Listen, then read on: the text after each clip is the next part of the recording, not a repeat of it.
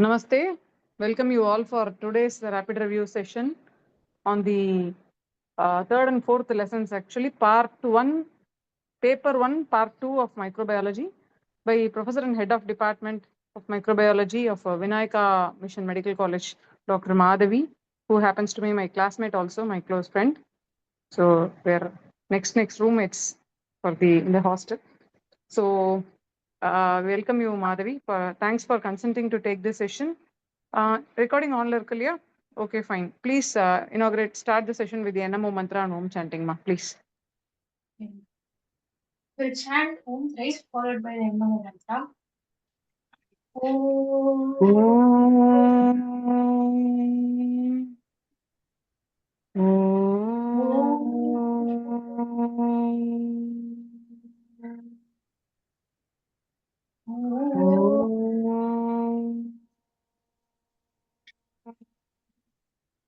नत्वहं कामये राज्यं न स्वर्गं न पुनर्भवं कामये दुःखतप्तानां प्राणिनाम् आर्तिनाशनम्. Meaning, I do not seek kingdom, heaven, or even rebirth. My only desire is to remove the suffering of those in me. That's it. You can start the session. So good evening all present here.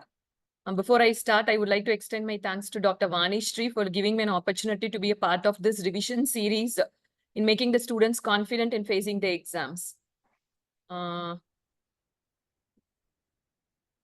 So I'll start by sharing my PowerPoint. And I would also like to say that I'm not going to cover all the topics, topic by topic or page by page as given in the textbook. I'll just brief you how to write the questions related to microbiology, and I would like to keep the session as much as interactive as possible. So this is only going to be a discussion. I'll post all the important questions. I think already there are a lot of questions flooded in the group. Some of them are posting the important questions, and even just now I was able to see some of you have posted even the expected questions for 2025. So there's no point in me discussing all those important questions or revising all the chapters at the last moment. So this is just purely going to be an interactive session. I'll just show you a sample question on how to face the exam or how to write the answers for the questions which is asked, followed by which I can see around 15 to 20 of you have joined. So it will be a discussion. If you have any doubts related to any topic, my topic today is purely confined to CVS and RS.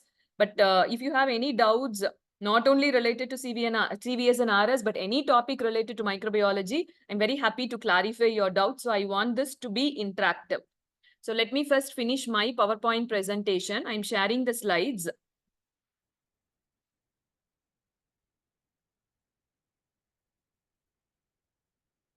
So can you see my slides? Those who have joined? Yes, ma'am. Yes, okay.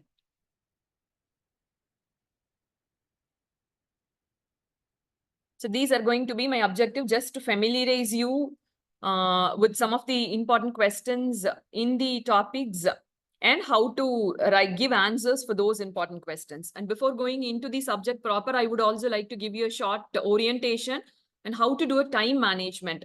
So because what many students face the difficulty is, even though they've studied very well, ultimately some of them, when they come after completing the exam, the main problem is not completing the question paper. So time management is one of the important aspect of any exam. Though you read very well, if you're not able to manage the time, then there is no use in your reading. So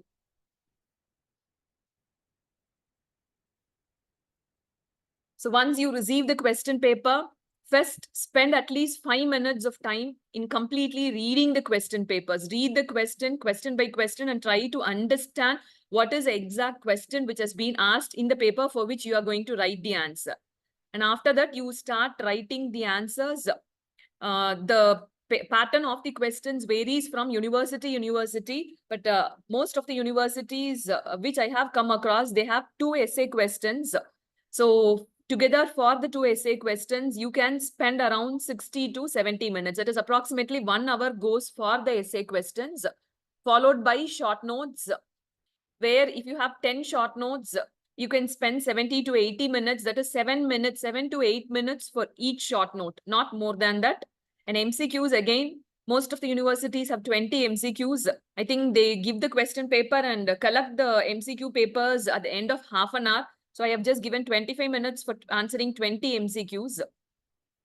And so based on your question paper, so this is the overall idea, that is per essay, you can spend approximately 30 to 35 minutes, not more than 35 minutes for one essay. If it is a short note question, that's a 5-mark question, you can answer for a maximum of 7 to 8 minutes. And most of the universities also have reasoning questions. If they have a reasoning question, then the short note questions are reduced in number. So based on that, you can split the timing.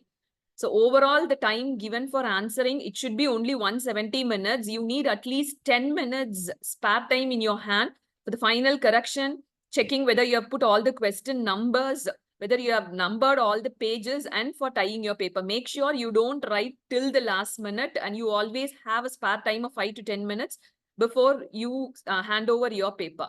So this is a rough approximate time distribution for completing the paper without any hassle. Next, let me cover you the answers which has to be written for the microbiology question. Suppose this is, I have given you an example of enteric fever. So this is a case-based clinical question. When there is a case-based clinical question which is asked in the paper, so first you start with making a proper clinical diagnosis. So you find out what the case is. So first heading will be the probable clinical diagnosis which you have to find out from the given case-based scenario. Then you write the causative agent for the clinical diagnosis. And whenever you study the causative agent, because the entire concept of competency-based medical education is to give you a clinical orientation. Like before CBME curriculum, microbiology was purely taught based on the organisms. But once CBME curriculum was introduced, the teaching is purely into a case-based. So this is syndromic approach. So whenever you read a syndrome, like for example, you study a case of meningitis, you try to write down or take notes of all the causative agents which can cause meningitis. You split up the organism into under bacteria, virus, fungi, and parasite, so that you will cover all the microorganisms which is causing that particular clinical diagnosis. So this is how you have to write. So right from the beginning, you should have this habit, like listing out all the organisms under the various microorganism group which is related to that particular clinical syndrome. So you find out the clinical diagnosis of the particular case scenario, then you list out the causative agents which is causing that particular clinical syndrome. And mostly, like for example, if it's a case of meningitis, your probable clinical diagnosis will be bacterial meningitis or in general meningitis. Then you list out the organism causing meningitis.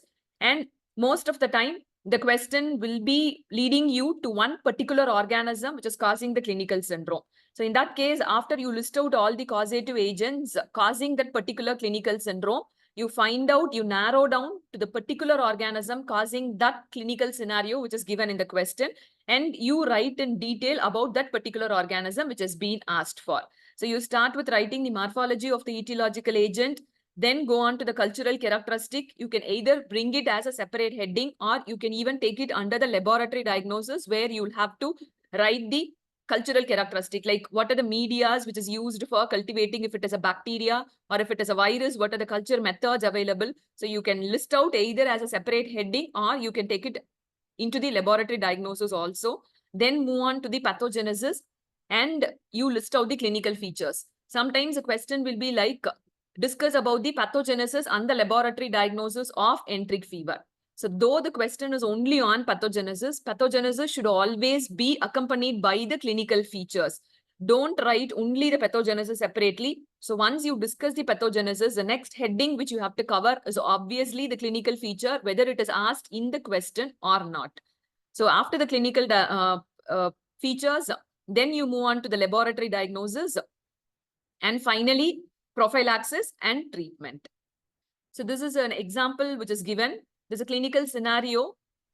This clearly has clue points which leads you to the case as enteric fever, because there is stepladder fever there is coated tongue, mild splenomegaly. All these points out towards enteric fever. So if this is a case scenario which is given, so you start with writing the clinical diagnosis, which is enteric fever. So enteric fever, this obviously narrows down your etiological agent to Salmonella species. So causative agents, list out the causative agents, then describe the morphology of the etiological agent. You just try to write in points, don't write in paragraphs. Whenever possible, please write your answer in points, and wherever possible, try to draw diagrams, represent your answer in flowcharts. The paper should be very diagrammatic. It should not be monotonous, like writing paragraph by paragraph, because the teachers who are correcting your papers, they don't correct just very few papers. They have to correct large number of papers within a limited period of time, in which case none of the teachers will have the patience to read your answers word by word or line by line. So as far as possible, try to highlight the important points, write point by point, and make flowcharts and diagrams wherever possible. And when it's coming to the pathogenesis, always try to depict the pathogenesis as a flowchart. Never write as paragraphs. So pathogenesis should always start with source of infection, mode of transmission, and then you start with the pathogenesis. This is one sample pathogenesis for the enteric fever, which I have given. So this flowchart, this is very easy to write. So this will minimize your time also in explaining in writing the essay question. And at the same time, you will represent all the salient points related to the pathogenesis in the question. So all these helps to minimize your time in spending one particular question. At the same time, you will present all the points, whichever is relevant for that particular question. So try to represent as flowcharts. Always pathogenesis, try to represent as flowcharts. And after your pathogenesis, list out the clinical features which is relevant to the case scenario which was given, or the clinical diagnosis which you have found out. Then coming to the laboratory diagnosis, lab diagnosis, always start with specimens collected. First, list out what are the specimens which can be collected relevant to making your clinical diagnosis. And the laboratory diagnosis can be discussed under various headings. Like for if it is a bacterial infection, virus, fungi, or parasite, your headings under which you will describe the laboratory diagnosis varies. Whenever it is a bacterial infection, you give more weightage to direct microscopy and your culture methods. So direct microscopy, it's staining which you put on the specimen and you observe under the microscope. Either you go for a gram staining or acid-fast staining based on your suspected clinical diagnosis. And whatever organism you see in the direct microscopy gives you a clue for your for making the diagnosis in that particular case scenario. So in case of bacterial infections, give more weightage for direct microscopic examination and culture methods, because we have artificial culture media available for all bacteria which grows on all the culture medias. So when it is bacteria, give more weightage for direct microscopy and culture methods. And then it is all these headings are uniform for any microorganism, but the heading for which the weightage should be given varies depending on the group of microorganism. Once you describe in detail the direct microscopy and culture media for bacteria, then you move on to serological and molecular methods where you give less weightage in case of bacterial infections. When it comes to viral infections, more of weightage goes for serological methods, because either demonstrating the antigen or the antibody in the clinical specimen is the commonly used diagnostic method for most of the viral infection. And after describing the serological methods in detail, then move on to describe the culture methods where you describe the cell lines which are available. And once you are writing about the cell lines, you describe the cytopathogenic effect which you can see in different viruses. So cytopathogenic effect and inclusion bodies are a must which has to be mentioned whenever you are writing cell lines for viruses. And then molecular method, obviously, which is available for all viral infection nowadays. So these are the headings. And direct microscopy, you don't concentrate much, because there we don't have much of options for demonstrating virus under the direct microscopy for all the viruses. And for fungi, again, your direct microscopy plays a very important role. Then you move on to describing the culture methods, because there also you have culture media and viruses grows on the culture media. You describe the macroscopic appearance of the fungi on the culture media. For example, if it is a contaminants like Rhizopus and Mucor, it will produce white cottony growth on Sabirotes dextrose agar. So describe the macroscopic morphology on the culture media, and then you move on to the microscopic morphology. That is, you take the growth from the culture media, put a LPCB mount, tease it, and then you describe the hyphal structures, conidia, or whatever is seen, which is relevant for that particular fungi. So this is how you have to describe when you're dealing with the fungi. Direct microscopy, then give weightage to culture media, and then comes your serology, and finally your molecular methods. And if it is a parasite, again, because parasitic, most of the parasitic organisms can be demonstrated just by doing a direct microscopic examination. So if you're collecting a stool sample, you do an iodine mount or a saline wet mount, and you try to demonstrate the trophozoites, the cystic forms of the parasite. Or if there are blood parasites, collect the blood, do a peripheral smear, and there also you can demonstrate the morphological forms of the parasite in the peripheral smear. So direct microscopy again plays a very important role in parasitic infections. Then you move on to immunodiagnostic methods, which is nothing but the serological methods available to demonstrate either the antigen or the antibody. And then you move on to molecular method. And not culture is not available for all the parasites. So for whichever parasite you can remember and write, if you can write, that is well and good. But we don't expect much from you when related to culture when it comes to parasitic infections. And similarly, when you're writing a diagnosis related to the stool specimen, also don't forget to write about the concentration methods which are available for increasing the concentration of parasites present in the stool sample. So this is a general overview of how you have to approach a laboratory diagnosis, because most of the time what we see is the students don't know the which topic the weightage has to be given based on the microorganisms which are suspected in the clinical cases. So just they write a rough laboratory diagnosis highlighting all the points like direct microscopy, culture, serology, and most of them nowadays they write first point what they write is only the molecular methods, because now PCR is available for diagnosing all the infection. But that is not what we expect from you people. We expect the basic diagnostic procedures to be known to you, because molecular methods is not available in all the centers. Suppose tomorrow you come into practice, you have a small laboratory run by either yourself or near your clinic setup, you need to know what are the basic investigations which can be done with which you can diagnose a particular infective syndrome. So that is the whole idea of teaching you the laboratory diagnosis. So when it is a bacteria, give more importance for direct examination and culture. Then comes your serology and molecular. If it is a virus, give more weightage for serology. Fungi, again, direct microscopy and culture. And parasite, again, direct microscopy plays a very important role in diagnosing most of the parasitic infection. And then come to the prophylaxis. So after completing the laboratory diagnosis, talk about the prophylaxis. Wherever prophylaxis is available, try to highlight the vaccines which are available. And after the prophylaxis, finally include a few points on the treatment which is available for that particular infective syndrome. So this is how the answer should be given for the question. So this can be done in elaborate. The same pattern of the same headings, whichever I have given you for answering the questions, can be followed. The same pattern can be followed, and you can write it in elaborate if it is asked as an essay question. And you should know to concise and write it in a precise way if it is asked as a short note or a reasoning out questions. So please try to answer to the point and don't try to beat around the bush, which will not score you more marks and you're going to waste time in your paper also. And this is just a gist of important organisms, which I thought will be useful for you when you want to remember based on the dividing the organism under different microorganism group, and you're trying to remember the etiological agents related to infective syndromes. Like for example, organisms causing sepsis, you try to categorize as bacteria. Among bacteria, try to divide as gram-positive and gram-negative.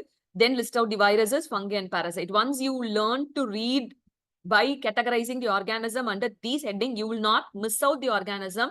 And whenever a clinical case is given and it leads you to a particular infective syndrome, you will be able to immediately recollect all the microorganisms related to that particular clinical syndrome, so that it will be very, very useful for you in requesting a laboratory diagnosis and narrowing down your diagnosis. So I'm not going to discuss in detail about this. This is just to give you an idea how to approach or how to read the microorganism causative agents for the particular clinical syndromes. Like I have listed for sepsis, pneumonia, and all this, what you have to remember is list out under bacteria, virus, fungi, parasite. If it is bacteria, gram positive and gram negative. Because this is pneumonia, I have categorized as typical and atypical.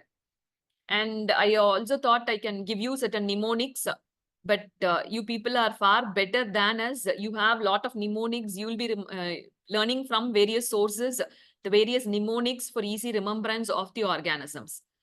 So finally, tips for you to face the examination. Few tips from my side to face your exams with confidence. So focus on the important topics and repeated questions. And I am always not for reading only the important questions, because medicine is a not subject which has to be studied for just passing your exam. It's a subject which has to be studied for gaining the knowledge, because tomorrow you're going to deal with the patients.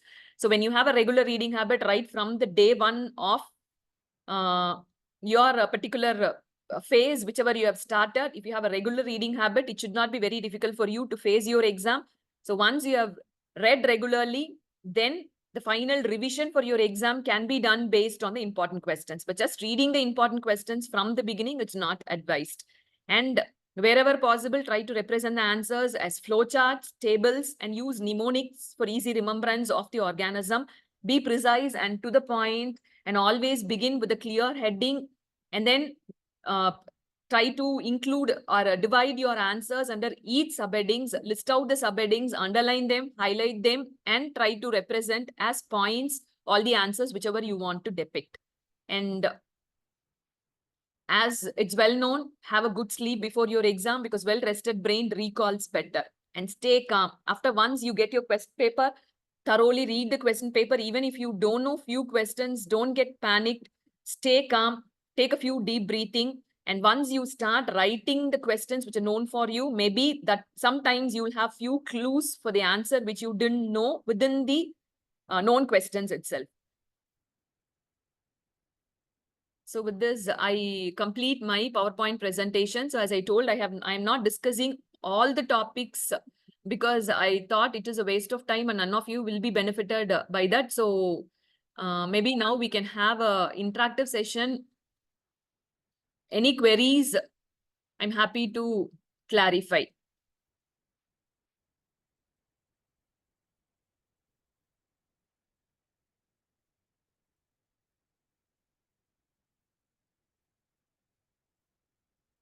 So I see 20 of you have joined.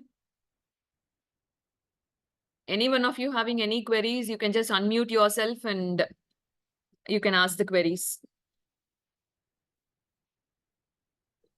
Like if you write the PCR technique, we should write the gene for No, targeting. we don't expect the genes from an undergraduate student. So that is what I told PCR. We don't give much of importance when you just write only the PCR, because most of the students write only molecular methods for any laboratory diagnosis which is asked there. So you just mentioned PCR. If you can remember and write the gene, that is well and good, but we don't expect the gene level answer from an undergraduate student. It's not mandatory for you to remember all the genes for all the microorganisms. Likewise, the molecular technique, serological technique for antibody antigen detection, we should specify. Serological technique, we expect you to know, like what is the antigen. For example, if you take a HIV, you should know you want to detect P24 antigen. Just don't give an random answer like deducting the antigen from the patient's serum. If you're addressing an HIV question, you should know which antigen has to be deducted. If you are suspecting a hepatitis B infection in a patient, you should know which antibody to be deducted. How you can diagnose a patient with a hepatitis B? Like what are the antibodies which you have to deduct? Anti-HPS antibody, HCV antibody, hepatitis E antibody, hepatitis E antigen. So when you're discussing the serological aspect, we expect you to write the antigens and antibodies which you have to know to be detected for any particular clinical syndrome. They're just giving a random answer like detecting the antigen and antibody will not fetch you marks.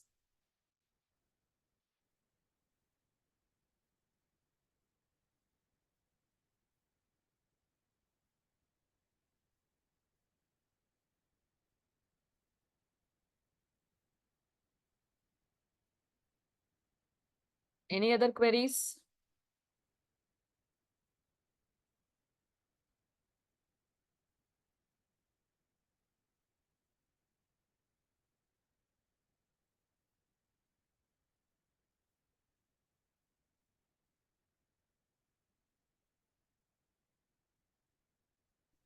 Ma'am, is there any hotspots for MCQs like any frequently asked diseases which can be asked as confusing MCQs? Like how to rule out the options in that case?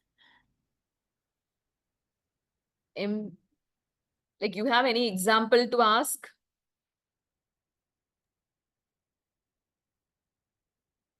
Do you If have they any ask, simple MCQ with you? yes, ma'am, in the MGR University MCQs, like Hmm. certain options or all the four options seem very confusing in the antigen name or in the organism name. Sometimes Okay. it's difficult to rule out certain options and come to the final answer. Like the options are really closely related. Yeah, that is the purpose of having an MCQ question. When you need to answer the MCQ, you have to be thorough in the subject. Definitely, there will be a clue given in the question to arrive at the correct answer. So for that, to rule out all the other options and to come to the correct answer, you need to be strong. Maybe if you can say me one particular MCQ where you got stuck, I can try to help you to solve the question.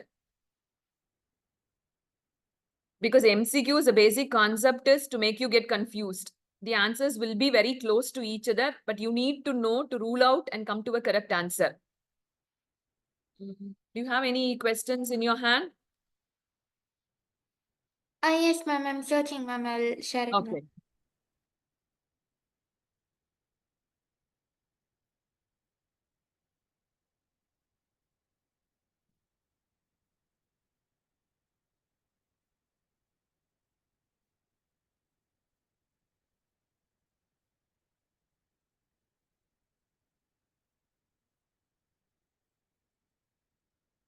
Any one of you, maybe I can ask you certain questions. Any one of you, can you just outline the laboratory diagnosis of hepatitis B virus infection?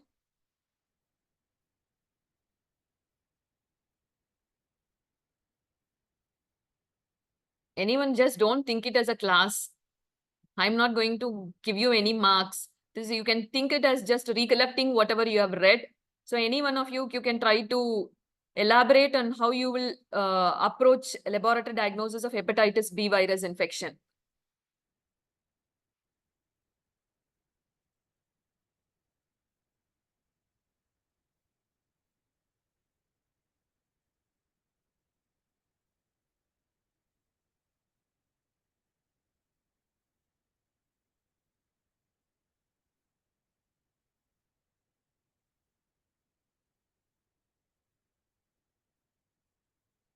No one wants to discuss?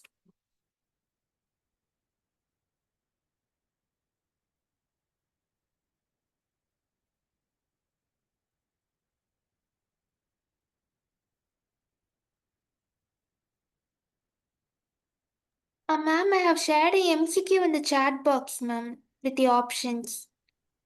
I'll check.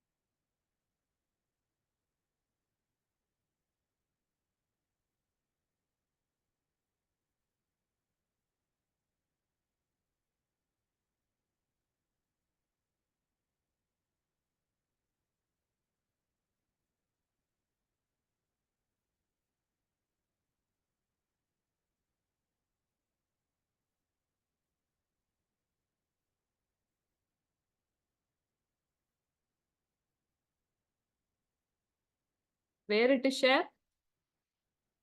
It is in the chat box, ma'am.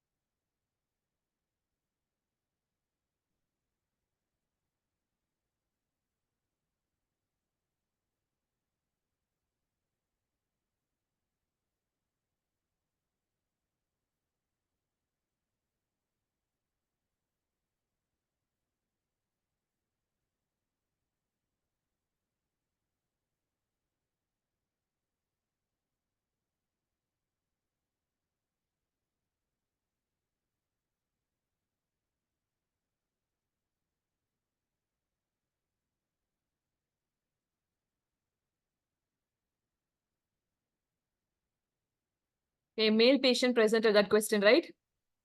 Yes, ma'am. Okay, a male patient presented with granulomatous penile ulcer on right Giemsa stain, tiny organisms of 2 microns within macrophages seen, which is a causative organism. So now from the question, what do you understand? What case is this? This is a case of penile ulcer, right? Yes, ma'am. So what are the organisms which can cause penile ulcer? Ulcerative lesion in the genital tract. Syphilis, Neisseria lymphogranuloma venereum, Haemophilus ducreyi. Yes. So most of the organism given in the choices, they cause penile, they can cause penile ulcer. Now the clue given here is, it is present within macrophages. That is, it is an intracellular organism, right? Yes, ma'am. And you're not able to stain it with a normal gram stain, which we routinely use for bacteria, right? Yes, ma'am. Here we are using right Giemsa stain because it is not stained with a normal gram stain. So now these are the clues which you have to use to rule out your wrong answers. Now among the given options here, which one cannot be stained with your regular gram staining? And which is intracellular? I think the last option, ma'am, Calimactobacterium. That is, you are trying to say it's intracellular. Yes, ma'am. Okay, even Neisseria is intracellular, right? Yes, ma'am. Lymphogranuloma venereum is caused by Chlamydia trachomatis. chlamydia. That is also intracellular, right? Yes, ma'am. So from the intracellular option, here what you can rule out is only Staphylococcus aureus. Yes, Now you ma'am. have all the other 3 options. Now in that, now the next clue what you have to use is the staining technique which is used. So Neisseria, it can be stained by gram staining, which is seen as gram-negative intracellular cocci. So that option is ruled out. And Calimactobacterium granulomatous, which is caused by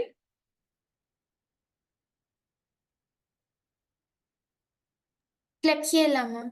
yeah, Klebsiella. So that also can be stained by your gram staining, right? It is intracellular, but it can be stained by your gram staining and it is seen as gram-negative bacilli. So that is also ruled out.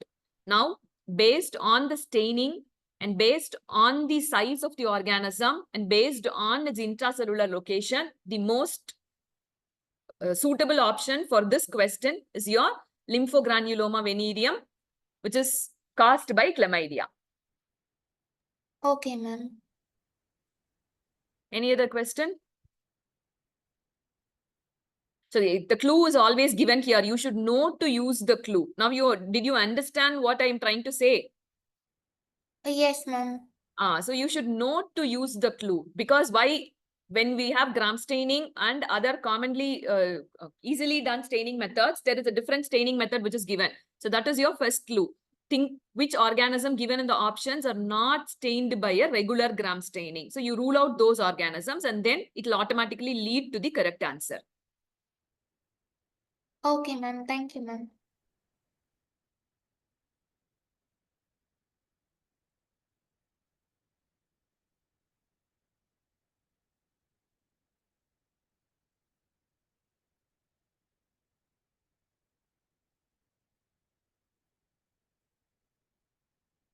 Any other query? No one is ready to discuss the hepatitis B lab diagnosis. Just say me the gist. Like when you are asked to write about the laboratory diagnosis of hepatitis B, how you will try to approach this question.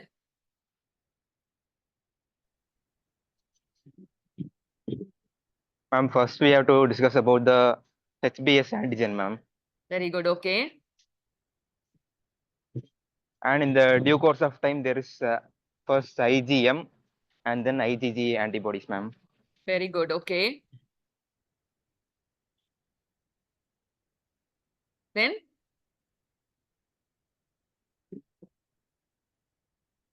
so when there is a hepatitis B virus infection for the patient, what are the different ways in which it can manifest? What are the different presentations of hepatitis B virus infection? Jaundice. Yeah, that is a clinical presentation, right? The patient can have fever, the patient can have jaundice, the patient can have vomiting. So all these are clinical presentation. But what are the different ways in which the disease can present? Like I'm not talking about the clinical presentation. What are the different, like he told, I'll discuss about IgM and IgG antibody, right? Why? What is the purpose of deducting IgM and IgG antibody? To differentiate recent and chronic infection. Very good. So the various manifestations, once a patient gets infected with hepatitis B virus infection, the patient can manifest in different phases of the infection. Like he can have an acute infection, he can have a chronic infection. Apart from infection, what are the other patient groups which you know in this disease? When the patient is harboring the organism without any manifestation, what do you call them as?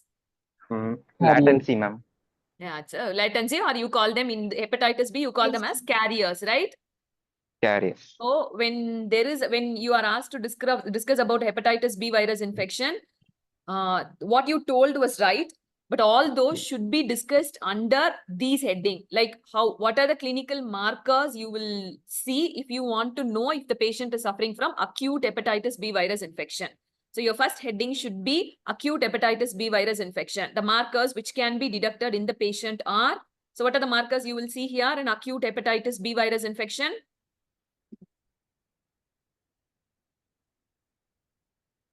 Hepatitis B surface antigen, whether it is present or not? Yes, ma'am. Yes. So presence of hepatitis B surface antigen. Then what is other important marker which you want to see if you want to know if he is suffering from acute infection?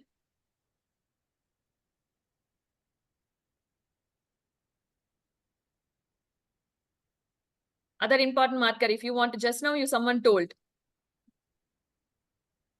If there is surface antigen, it means the patient is harboring the virus. Now you want to know whether he is an infected patient or he is just a carrier. So now what is the next marker if you want? And if he is having infection, you want to know whether he is suffering from acute or chronic infection. So what is the next marker you want to detect? Ma'am, IgM titer. Very good. You want to look for IgM HCV antibody. So first you put the heading as acute infection, hepatitis B surface antigen positive, IgM anti-HCV antibody positive. Then you want to know whether he is super infectious or not. Which marker you need to check? HBE. E antigen. So then write hepatitis B E antigen. If it is present, what do you call them as? If it is not present, what do you call them as? So these are the three important markers which you have to first list out for any patient suffering from a suspected hepatitis B virus infection. Then you have to come to next markers, that is anti-HBs antibody. In an acute infection, whether anti-HBs antibody will be present or not. No. First three is hepatitis B surface antigen, IgM anti-HCV antibody, hepatitis B E antigen. Then come to anti-HBs antibody, whether this will be present in acute infection or it will not be present.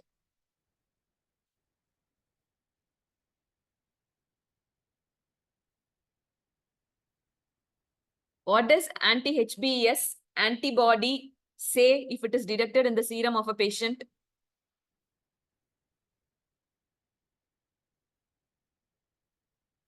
Think.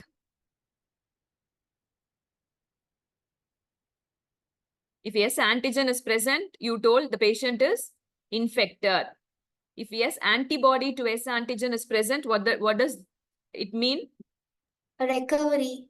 Yeah, very good. The patient has recovered from the infection. So in an acute infection, anti-HBs antibody will always be absent. Then come to anti-HBe antibody. Remember, whenever that antigen is present in the circulation, obviously antibody against that antigen will not be present. So anti-HBe antibody, if it was present in the patient, the antibody will not be present in the patient. So these are the 5 important markers which you have to list out for any patient with hepatitis B virus infection. So based on these 5 markers are going to differ based on whether he is an acutely infected, chronically infected, carrier patient, or just a vaccinated individual. So now you know for acute infection with hepatitis B virus, hepatitis B surface antigen is present, IgM HCV antibody is present, E antigen may or may not be present. And definitely surface antibody is absent and antibody to E antigen is also not present. So now just list out what happens in a chronic infection. These 5 markers.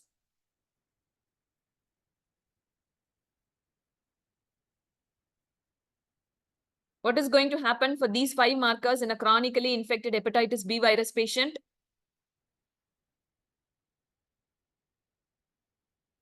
S antigen present or not?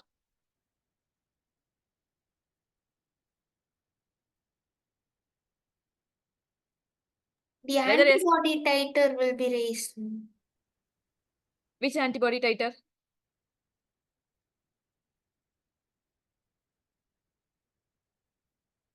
The hepatitis B is a very, very important question, right?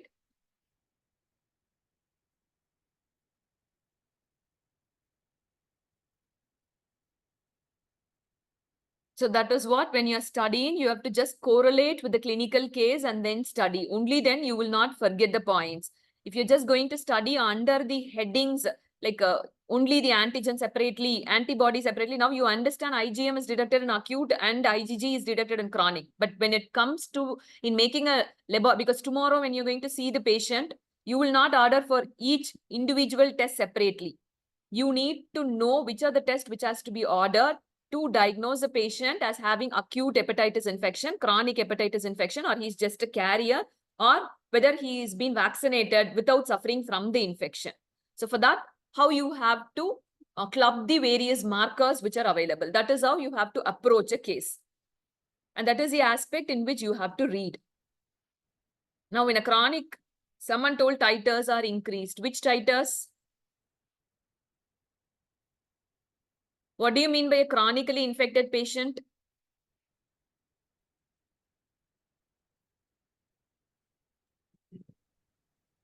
And the duration of infection is in months or more than weeks. Mostly it's more than 6 months. When hepatitis B surface antigen is present in the circulation for more than 6 months, you call them as chronically infected individual. So this chronically infected individual can be just a carrier or he may be actually suffering from the infection. So how do you differentiate this? Obviously, surface antigen is present. So because surface antigen is present, antibody to surface antigen will be absent. And the most important marker which is going to differentiate whether it's an acute or chronic infection is your HCV antibody. So here you will find IgG anti-HCV antibody in the circulation. And obviously E antigen, it may or may not be present. Presence indicates high infectivity, and if it is absent, it indicates low infectivity. And if anti-E antigen is present, again antibody for E antigen will not be present in the circulation. So these are the markers for chronically infected patient. When the patient has abnormality in his liver enzyme, you label him as a chronically infected patient. When surface antigen is present in circulation for more than 6 months, IgG is present, but liver enzymes are not elevated and they are normal, you label him as a carrier individual. So this is how you will differentiate an acute, chronic and a carrier individual. And you see only antibody to surface antigen without any other marker present in the circulation, you label the patient as vaccinated against hepatitis B vaccine. Because what is the vaccine which you are giving for the patient? Vaccine contains what? Why you see only surface antibody in a vaccinated individual? You will see only antibody for surface antigen. No other markers will be present. Why? Can you explain this?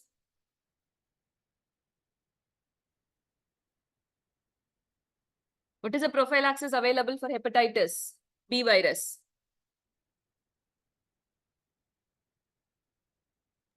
It's a immunoglobulin and it's a passive immunization. That is passive immunization. But active immunization, hepatitis B vaccine is included in universal immunization schedule. Passive immunization, you give only after exposure. Before exposure, what vaccine you give? It's a DNA. It's a recombinant vaccine which is containing only hepatitis B surface antigen. So because you are injecting surface antigen into the individual, your body develops antibody for this surface antigen, but no other antigens of hepatitis B virus has entered into his circulation. That is why you don't find markers for other antigens.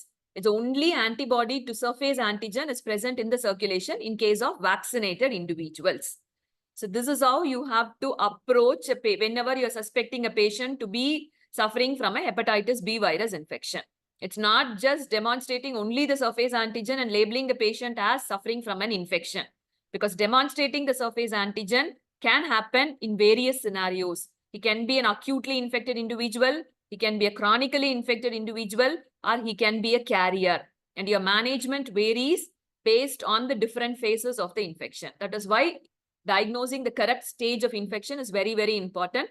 And this is how you have to write your laboratory diagnosis. If you just put as acutely infected individual, chronically infected individual, carrier, vaccinated individual, and list out these markers, the teacher knows you have studied very well about hepatitis B. You know everything related to hepatitis B. Just the heading with these 5 markers, discuss these various presentation, you will score maximum mark instead of writing paragraph by paragraphs.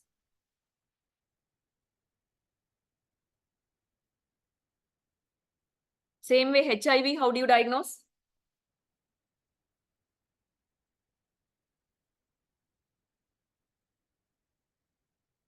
HIV, how do you diagnose? Screening with ELISA and then RT-PCR, then detecting a P24 antigen. Okay, when do you use this P24 antigen?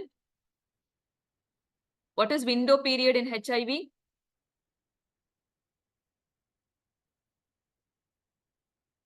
Have you heard of this terminology, window period?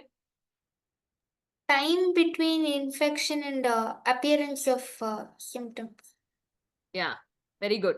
So it's the time between, that is, window period is a phase where you don't know whether the patient is infected or not, because the patient will not manifest any clinical features which leads you to suspect a HIV infection. So this is called window period. This fits not only for HIV, for any infection.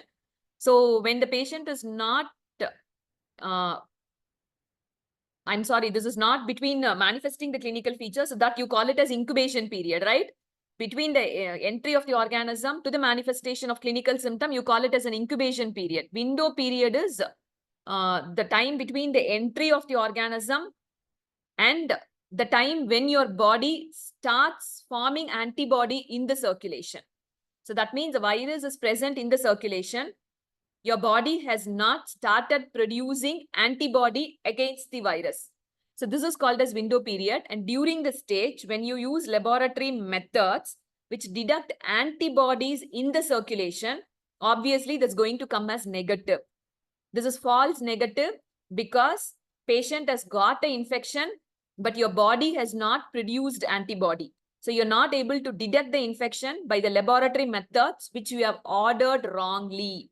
So you should know during this window period or whenever you're suspecting a window period infection in a HIV suspected individual, you should order a test which is going to deduct P24 antigen. Instead of that, if you are ordering a test like ELISA, which is going to detect only the antibodies against HIV, it will obviously produce a false negative result. So that is the significance of P24 antigen detection. So always in a window period, because there is no antibody in the circulation, you are directly deducting the antigen of the virus. So P24 is used for detecting HIV infection during the window period. Then once the patient crosses the window period, your antibodies will be produced in the circulation. There you can detect antibody against various HIV markers. So that is the one important thing which you have to remember whenever it comes to a HIV infection. So always remember it's better to order a ELISA test which deducts P24 because any patient can be in a window period. So then that is so because it's a viral infection, obviously first weightage is given to serological marker. So you should know which antigen has to be detected. And so that is when do you use this antigen detection? That is during the window period. And after that, what are the other tests which is available? Antibody detecting test by ELISA, which detects antibodies for HIV 1 and 2 infections. And then various tests which are available to detect the opportunistic infections which is happening in the HIV individual. And as far as HIV is considered, molecular test, PCR also plays a very important role because only by PCR you can quantitate the virus which is present in the circulation, and this is used to monitor the treatment response of the patient. So these two are the important headings under which laboratory diagnosis for HIV has to be discussed. And coming to respiratory, how do you approach a case of tuberculosis?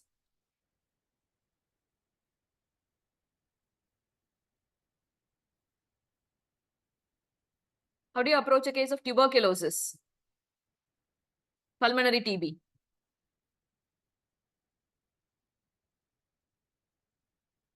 So what are the headings under which first you want to discuss this pulmonary TB? Whether it's caused by bacteria or which group of microorganism? Mycobacterium. So that belongs to which group of microorganism? So bacteria, fungus, virus, parasite, which group? Bacteria. So mycobacterium is a bacteria. Very good. So under which headings you want to give more weightage when it comes to bacterial infection? Gram staining. It's direct staining methods. So it could be either gram staining or any other staining which is relevant based on the organism. And if it is mycobacteria, which staining you're going to use? First, always start your laboratory diagnosis with a sample collection. So what samples you will collect? And when it comes to tuberculosis, you should also remember one important national program which is run to eliminate TB. What is that? So all the guidelines are based only on that program. What program is that? National TB Elimination Program, NTEP. Very good. Very good. NTEP program. So based on that, what is a sample you need to collect for pulmonary TB? Early morning sputum. How many samples you will collect? 2 samples, spot and early morning. Very good. So always NTEP recommends collecting 2 samples. One is spot sample, the other one is early morning sample. Okay. So in the sample, you know now with sputum and 2 sputum sample has to be collected. If the patient is not able to produce sputum, what are the other samples which can be collected? A gastric lavage. Gastric lavage is done in which group of individuals? Children, because they cannot expectorate properly. Very good. Excellent. So gastric lavage you do in children because they don't know to bring out the expectorant sputum. They try to swallow it. So all the sputum gets settled in the abdomen, stomach. So you go for a gastric lavage in children. Okay. In adult who's not able to produce a sputum, or if the patient is on ventilator, what are the respiratory samples you can collect? Sputum is a non-invasive sample. So the patients, or if they're not able to produce sputum on their own, he's a terminally ill patient, very sick patient, not able to, admitted in ICU, put up on ventilator, not able to get sputum, what other respiratory samples you can collect? So you can go for a bronchoalveolar lavage, or you can go for a tracheal aspirate. So first list out the samples which has to be collected. Now, after you know what are the samples which should be obtained for making a diagnosis of TB, now you move on to discussing the laboratory diagnosis. As it was already told, first give more weightage for the direct examination. So what staining you want to use here? Acid fast staining and fluorescence ornament rhodamine stain. Very good. You either go for acid fast staining, which is nothing but in practicals, you must have done your Zeil-Nielsen staining, right? Yes, ma'am. Or Kinyon's method. Most of you follow cold method, right? You don't use a heat method. So you either do a Kinyon's method or a Zeil-Nielsen method, which is acid fast staining, and you have fluorescent microscopy facility, you can go for a fluorescent staining. Now you describe, after doing acid fast staining, how the organism appears. A long, slender, pink bacilli. Slightly. Very good. So in the sputum, after doing a acid fast staining, you observe slender, pink acid fast bacilli. So which means it could be Mycobacterium tuberculosis. Then fluorescent microscopy, they appear as fluorescent structures. Okay, after the staining, which is the next heading which has to be given more weightage? Culture methods. Culture method, very good. So now here, what are the culture methods you know? What is the culture media which is used? LJ media. LJ media. Very good. So you use LJ media. And apart from LJ media, what are the other culture methods which are available? A Middlebrook media, MGIT. Very good. So liquid medias are available, Middlebrook and MGIT. So you have solid media, which is LJ media. And when it comes to culture methods, then you write culture media is available. You put it as a flow chart. One side you list out the solid media, other side you list out the liquid media. And then now the next important point which you have to know is what are the advantages of using a solid media and what are the advantages and disadvantages of using a liquid media. Just if you describe these points, it is enough under this heading. So what are the advantage and disadvantage of LJ media?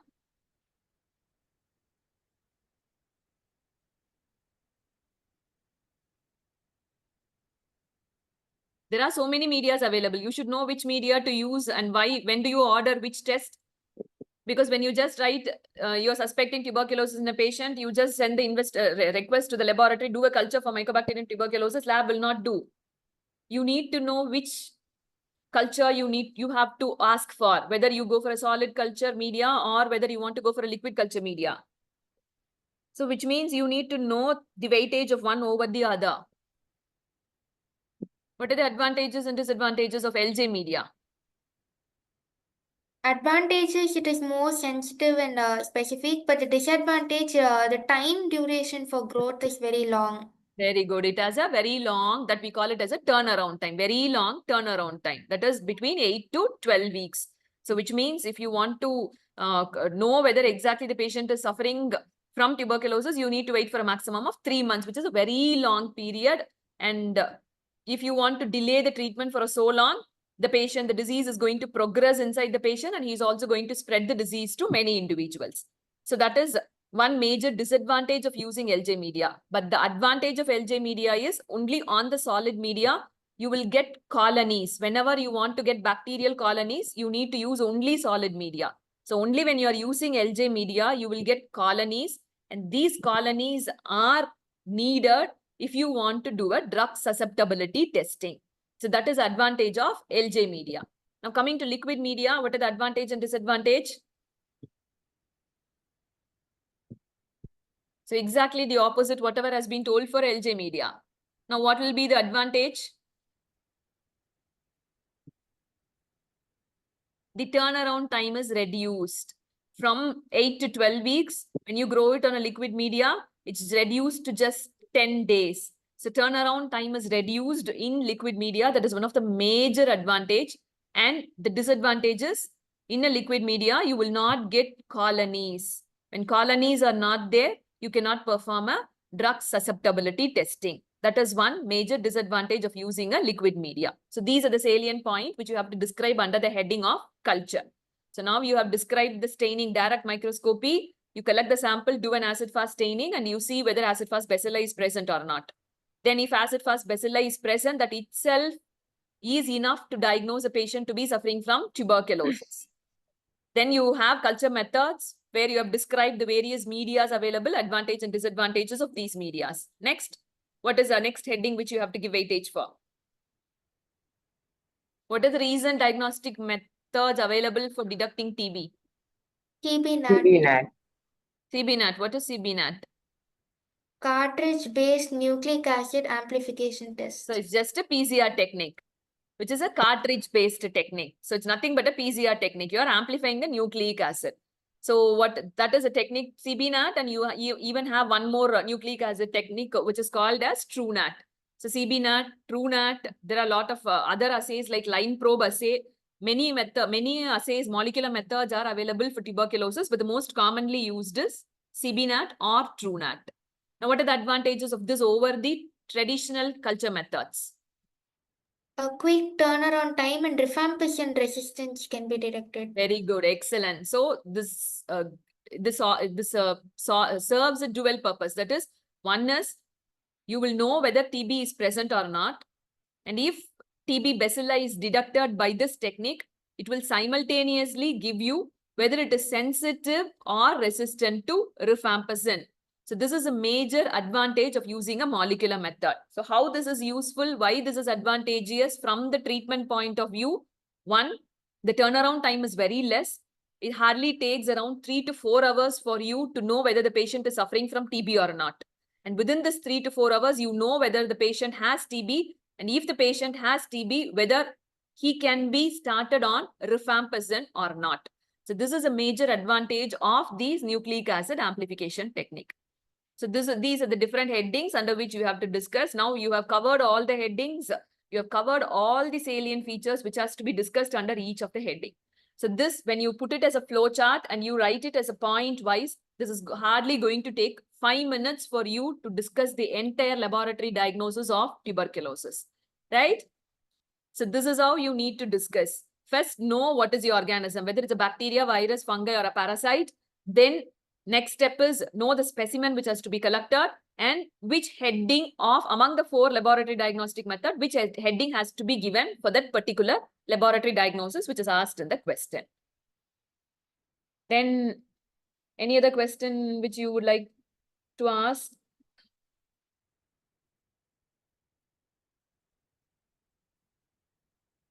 You know, almost all questions are important, like in bloodstream, you have infective endocarditis, which is an important question. Rheumatic fever, again, is important. Enteric fever, leptospirosis, HIV, hemorrhagic viral fevers like dengue, chikungunya.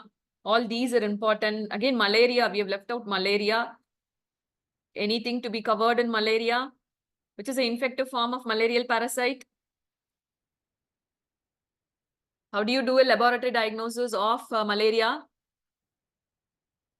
A peripheral smear, and then Buffy coat, a quantitative Buffy coat examination, then a rapid test kit.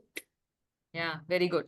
So you have told, but now what you have not done is, you have not listed out under the headings which you have to discuss. So only when you have this habit of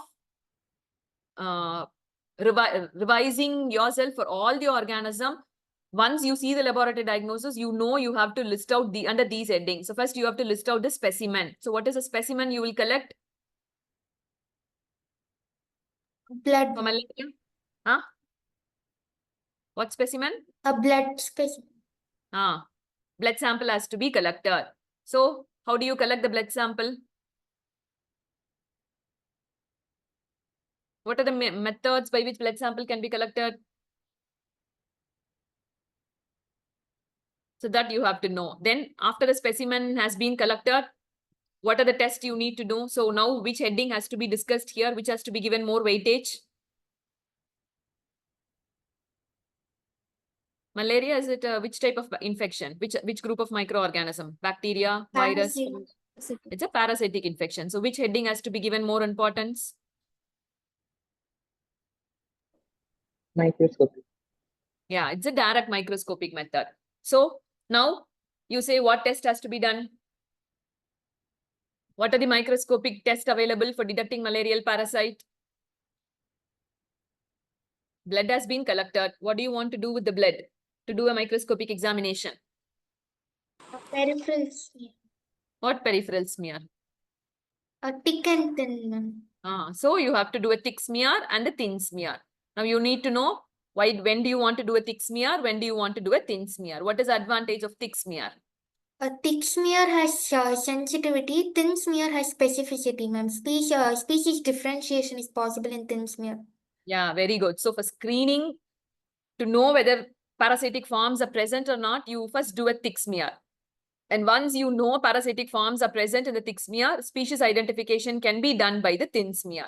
So these are the two salient features which has to be discussed under that heading. Next, after thick and thin smear, any other direct microscopic methods which is available? Recent methods which are more sensitive and more advantageous over the peripheral smear? You already listed out the technique.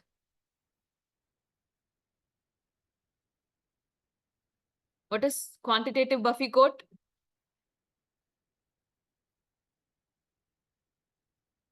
So QBC is also a direct microscopic method. What is done there? How do you identify the parasite? The What staining? nucleated cells appear yellow in color in a green background. What? The nucleated cells, the parasite will appear yellow in a green background. The Buffy coat is examined. Okay, Buffy coat is examined. Why the parasites appear colored against a green background? What is used there? What is done there? Peripheral smear, what staining is used? Thick and thin smear, what staining is used? A Leishman or Ginza stain. Leishman or Ginza stain is used. Here, QBC, what staining is done? Acridine orange. So that is a fluorescent staining. So QBC, quantitative Buffy coat, is nothing but a fluorescent staining where after you staining with acridine orange, the parasitic forms are examined under the fluorescent microscope. So this is also one of a direct microscopic method. So you write under direct microscopy, you have to discuss peripheral smear, thick smear, thin smear, advantage and disadvantage of both. Then quantitative Buffy coat, what is done, what type of staining is used, how the parasite appears, and what is the advantage of QBC over a conventional peripheral smear examination. So after completing this direct microscopic examination, what is the next heading which you have to discuss? Which has to be given weightage? Because it's a parasitic infection, after microscopy, then comes your serological examination, which is important in malaria. So what do you do here? What serological test is available? That was also listed by Priyanka. So what serological test is available? PCR. Serological test. See, PCR is a molecular method. Serological test means antigen antibody test. So you told rapid antigen test, right? Yes, ma'am. LDH. So that is a serological test. So discuss next about the serological test. What are the different antigens which can be detected, and when these serological tests are useful? Which species of malarial parasite can be detected by the serological test? What are the markers which are used? All these should be discussed under the serological heading. And then come to the molecular, where you can just mention molecular methods like polymerase chain reaction are available for identifying different species of malarial parasite. So this is how a laboratory diagnosis for a malarial parasite has to be approached. So all this I'm repeatedly highlighting only the laboratory diagnosis, because once you see laboratory diagnosis, it should automatically strike in your mind at least the headings. After this class, you should at least know what are the headings under which the laboratory diagnosis has to be discussed. First is always start with specimen. Then based on the organism for which you are going to do a laboratory diagnosis, which is a heading which has to be highlighted. So once you have the habit of recollecting these heading, I'm sure whatever points you read under the laboratory diagnosis, you will be able to fit it under these headings without forgetting the points. So that is the whole purpose of highlighting the laboratory diagnosis. When you just know how to organize it under different heading, obviously you will recollect most of the points what you have read.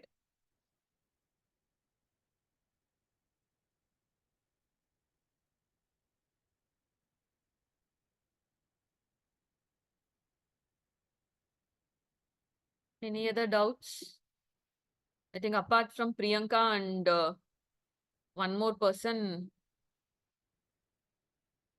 I was not able to hear voice of any other student present here.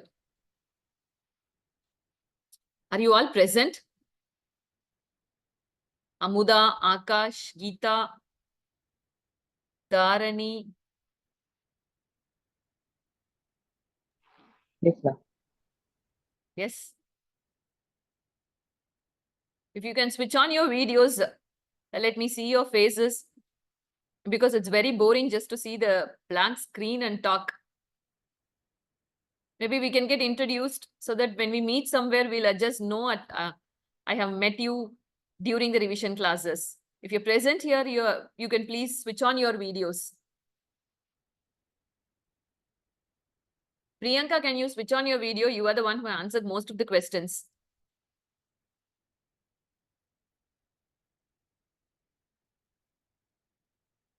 You're from which college? Ma'am, Chengalpet Medical College, ma'am. But I think my camera is not working. Okay. Any of you present? Chengalpet Medical College, who is your HOD? Microbiology? Earlier it was Agatha ma'am, but she retired shortly, ma'am. Okay. Is Vasumati ma'am there? No, ma'am. Okay.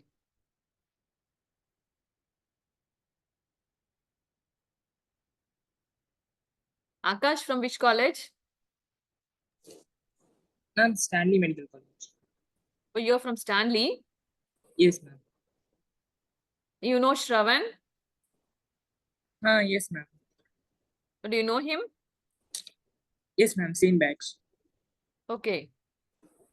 Then you know me? No, ma'am. I'm Shravan's mother.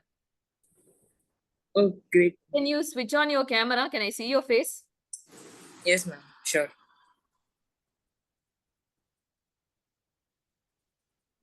Hi. Okay, Hi. you're from your hostelite or your day scholar? Hostelite. Okay, from which place? My native is Tiruvaimarthoor, near Kumbakonam. Okay. How is your preparation going on? Yeah, it's good, ma'am. Nice. Nice to know you. Anyone else here?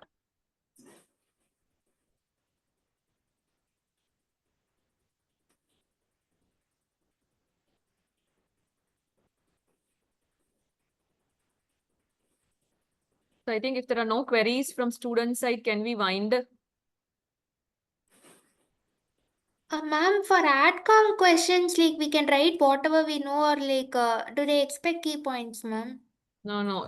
I think almost most of the AdCom questions answers are overlapping, right? So it's mostly similar type of answers. So relevant to the question, whatever you know, you can write. Okay. Don't write irrelevant points. Okay, ma'am.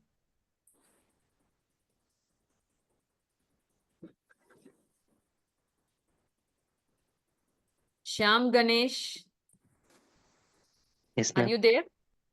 Yes, You're ma'am. from There. which college? Which college? PSG IMS, sir, Coimbatore. Okay, Coimbatore.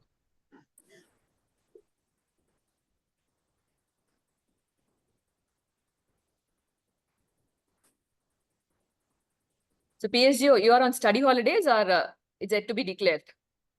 It's already declared, ma'am. It's from 30 to 23. 1 month of study holidays. 23 days. Good. Okay.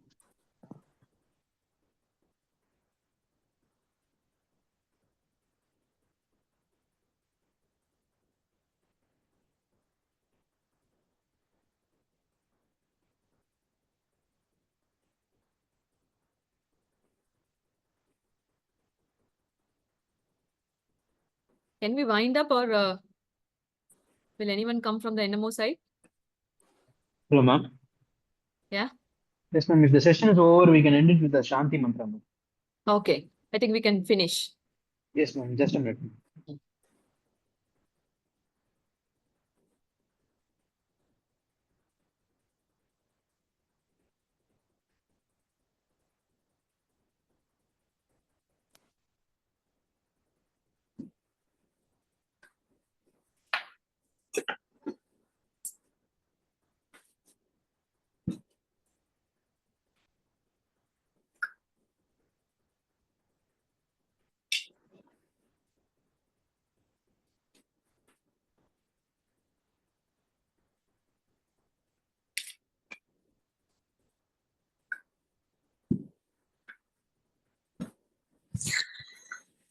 शान्ति मन्त्र सर्वे भवन्तु सुखिनः सर्वे सन्तु निरामयाः सर्वे भद्राणि पश्यन्तु मा कश्चित् दुःखभाग् भवेत् ॐ शान्ति शान्ति शान्तिः Thank you. Thank you all and all the best for your exams and have a bright future ahead. Bye bye. Thank you, ma'am. Thank you. Thank you for the session, ma'am. Thank you.